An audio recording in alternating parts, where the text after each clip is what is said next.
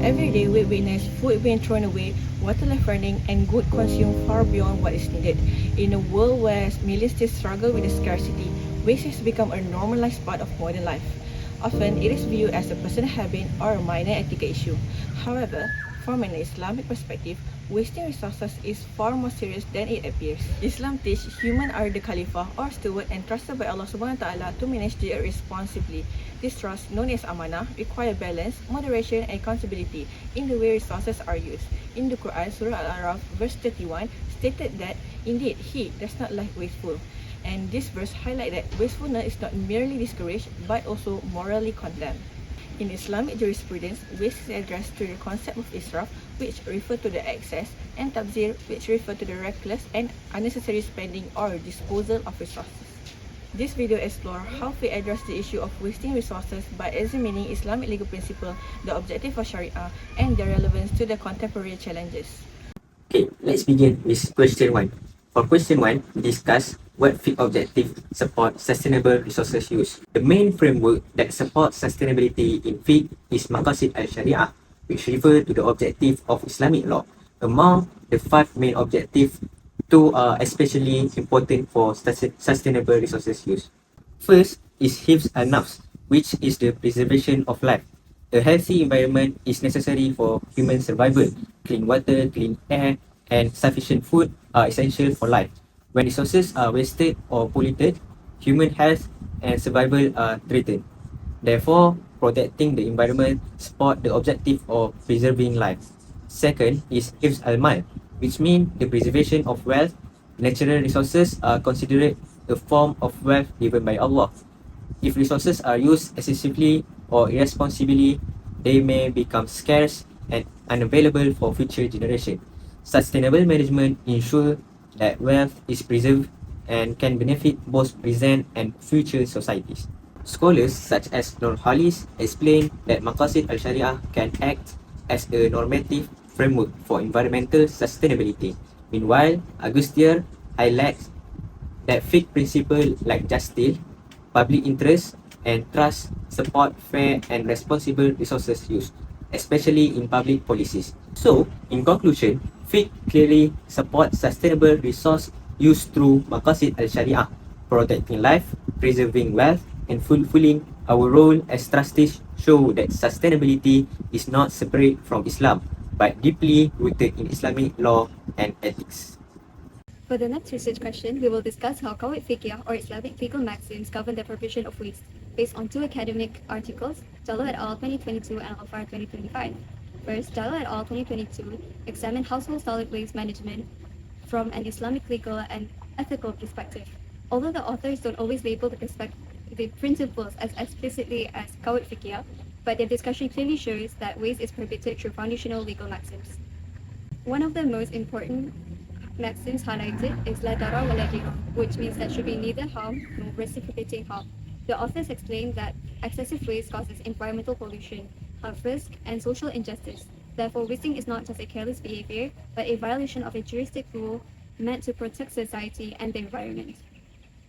Another key maxim implied in Jalal et al.'s article is Jal al-Maslaha wa Dar al-Mafsada, or promoting public benefit and preventing harm. Responsible waste management preserves resources, protects public health, and supports environmental sustainability. The authors also emphasized moderation or i'tidal, which is derived from Quranic teachings against extravagance. This shows that Islam requires a balanced and responsible use of resources. In contrast, Al-Far 2025 approaches the topic from a broader and more theoretical perspective. Instead of focusing on household behavior, he applies Qawaid Fiqhiyah to climate-resilient development pathways and global environmental governance. Al-Far also identified La Darar wa La Dirar as a foundational maxim, arguing that waste contributes to long-term environmental and climate harm, making its prohibition a legal necessity. Okay, let's move on to question 3. So, for question 3, I will be discussing how wastefulness affects Islamic economic goals and ethics. In Islam, wastefulness, which includes israf and takbir, is not only a personal moral issue, but also a serious problem that affects the entire economic and ethical system. Islamic economics aims to achieve falah, which refers to holistic success and well-being through justice, balance, and responsible use of resources. From an economic perspective, Omar, Chowdhury and Hashi 2018 explained that Islamic economic goals emphasize moderation, social responsibility, and the efficient use of resources. According to the authors, wasteful consumption leads to inefficient allocation of resources that reduces overall social welfare. This directly contradicts the objective of Falah and weakens economic justice in society. From the viewpoint of Muqassah al-Shari'ah, wastefulness violates the protection of wealth and hifz al-mal, because resources are used excessively instead of being preserved for collective benefit. From an ethical perspective, Arum and Mawardi 2025 highlights that israf and tabdir erode moral discipline and encourage excessive consumerism. They argue that Islamic ethics promote moderation, known as wasatiyah, trust, amanah, and social balance, all of which are undermined by wasteful behavior. Ethically, wastefulness is seen as a failure to fulfill one's responsibility as Khalifa or stewards of Allah's resources, and it contributes to social inequality and environmental harm. These Islamic principles strongly align with global sustainable efforts, particularly SDG 12 on responsible consumption and production and SDG 10 on reduced inequalities. This shows that Islamic economic ethics are not only relevant historically, but also applicable to contemporary sustainability challenges. In conclusion, wastefulness negatively affects both Islamic economic goals and ethical values.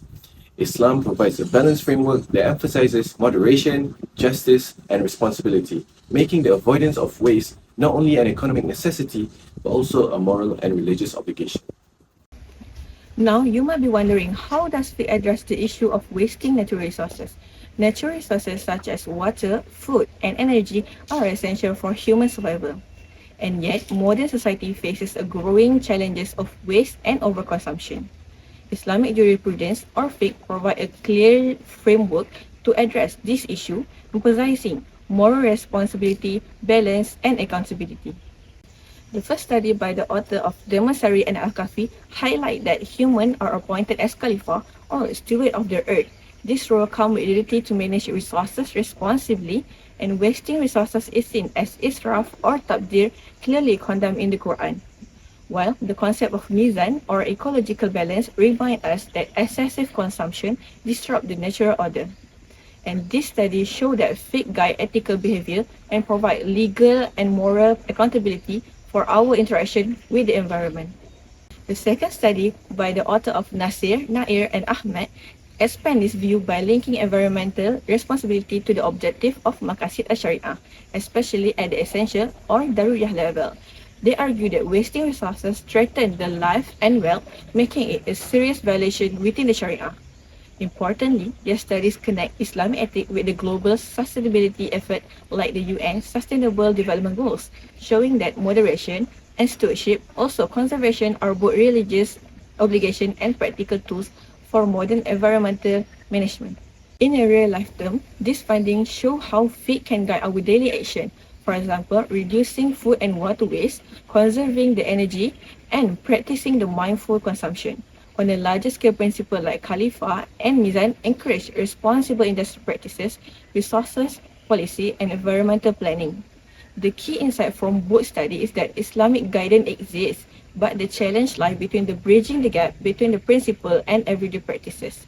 Strengthening education, public awareness, and policy integration can help Muslims apply Fiqh-based environmental ethics in a meaningful ways.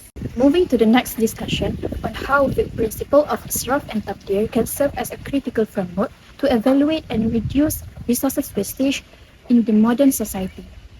So this issue is highly relevant today due to the overconsumption, social inequality, and also environmental degradation. According to the first article by Abdul Galil, 2024, he focused on Fiqh and textual analysis about israf and tabdir. So he emphasized that wasteful is actually goes beyond human behavior and leads to the ethical corruption and also social inequality and environmental harm. So historical stories in Quran about Qardh, Thamud, Qardh, and also Pharaoh illustrate how arrogance, greed, and also excessive in lifestyle result in destruction. So in the modern context, Abdul Galil identifies some examples such as food waste, fast fashion, excessive in energy use, and also unnecessary accumulation consumer goods. So according to the Pramana and Khair 2024, they focus this issue through Muqassah Shari'ah because they emphasize that human is a Khalifah and trustees by Allah Subhanahu Wa Taala that should protect our wealth, life, and also environment resources. So wasteful consumption is very contradictory with this responsibility and threaten intergenerational justice, intergenerational justice as it deprives future generation on essential resources.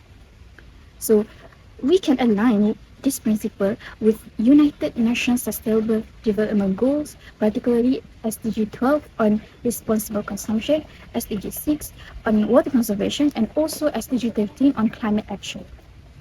So in comparison, Abdul Galir more focused on why wasteful is prohibited. Meanwhile, Pramana and Khair highlights that how this principle can apply in modern policy and also sustainable frameworks. In conclusion, Israf and Tabdir are not just merely religious prohibition, but it can become a practical tool to guide Muslims toward responsible in consumption, environmental sustainability, and also long-term social welfare. Moving on, the fast fashion industry encourages overconsumption and creates massive waste, which contradicts the Islamic principle of avoiding excess and wastefulness. So in this presentation, I will discuss how Fiqh offers guidance in addressing modern fast fashion waste by comparing two articles. So first article that stated by Claudio 2007 that focuses on the practical and actionable solution to reduce fast fashion waste. So in this article, discusses charity program that reuse unsold clothing, the development of eco-fashions, and the recycle initiatives such as Patagonia's use of plastic bottles to produce fabric. So these practices reflect key Fiqh principles such as avoiding waste, which is israf, moderation in consumption, and responsible use of resources. From an Islamic perspective, this shows how ethical consumption can be applied directly in the fashion industry. Claudio example also support SDG 12, SDG 6, and SDG 13, while aligning with Maqasid Shari'ah, especially the protection of life and wealth by reducing environmental harm. For the second article, by Bailey 2022, provide a systematic and data-driven analysis of environmental impact of fast fashion. The article highlights serious issues such as water pollution, chemical usage, and carbon emissions, especially in low-middle income countries where production is outsourced. So the author proposed shifting from a linear economy to a circular economy, which focusing on extending product life and reducing textile waste. In comparison, Claudio 2007 show how Fiqh can guide practical action, while Bailey 2022 explain why these actions are necessary through empirical evidence. Together, both articles complement each other by linking Islamic jurisprudence with its sustainable and also global development goals. In conclusion, this study shows that wasting resources is a serious issue in Islam, not only economically but also ethically and legally. Islam views humans as Khalifa entrusted with the responsibility to manage Allah's resources with moderation and care. The practices of Israf and Tabdir clearly contradict this role as they lead to excessive consumption, social injustice, and environmental harm. From a Fiqh perspective, wastefulness violates key principles such as La Darar wa La Dirar and Al Darar Yuzal, which emphasize the prevention of harm. In terms of Maqasid Shari'ah, waste undermines the protection of wealth and life, as well as the public interest. This shows that avoiding waste is essential to achieving falah and social well-being. Furthermore, Islamic teachings on moderation strongly align with the Sustainable Development Goals, particularly on SDG 12 on responsible consumption and SDG 10 on reducing inequality. Overall, preventing waste is both a religious duty and a practical solution for building a just, ethical, and sustainable society.